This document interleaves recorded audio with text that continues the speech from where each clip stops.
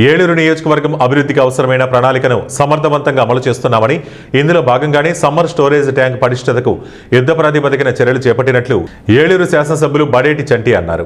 ఏలూరు నగర ప్రజలకు వేసవిలో సమృద్ధిగా తాగునీరు అందించేందుకు మాల్కాపురంలోని సమ్మర్ స్టోరేజ్ ట్యాంకును గతంలో పడిన గండిని పూడ్చి పనిని సమర్థవంతంగా నిర్వహించినట్లు తెలిపారు. నగరపాలక సంస్థ జనరల్ ఫండ్స్ నుండి 4 కోట్ల రూపాయలతో స్టోరేజ్ ట్యాంకు లీకేజీ సమస్యకు శాశ్వత పరిష్కార చర్యలను చేపట్టామన్నారు. సోమవారం ఉదయం స్టోరేజ్ ట్యాంకును పరిశీలించిన శాసనసభ్యులు కాంట్రాక్టర్తో పాటు కార్పొరేషన్ ఇరిగేషన్ అధికారులకు కీలక ఆదేశాలు జారీ చేశారు.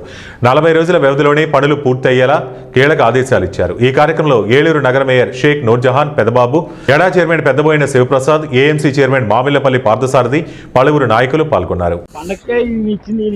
ఇది సెక్షన్ అప్రూవ్డ్ మనకు అక్కడ సిఈసిడిఓ నుంచి వచ్చింది. వాళ్ళ ఇన్స్పెక్షన్స్ ప్రకారం మనం చేసుకోవాలి. రేపొద్దున వాళ్ళ ఇన్స్పెక్షన్స్ కూడా ఉంటాయి సార్, చూడటానికి. వాళ్ళ ఇన్స్పెక్షన్స్ లేకుండా ఏదైనా రిమార్క్స్ వస్తే మనం బిల్ చేయడం కూడా కష్టం అవుద్ది. దీని ప్రకారమే చేస్తున్నాం సార్.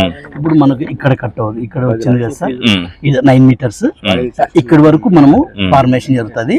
ఇక్కడ నుంచి ఈ పిచ్చింగ్ అంతా ఉంది కదా, ఇట్లా 1 మీటర్ 8.37 వరకు ఇట్లా వెళ్తాం. ఇక్కడ నుంచి వాటర్ ఉంటది, మళ్ళీ మనకు ఇక్కడ వరకు వాటర్ ఉంటది. అవును సార్.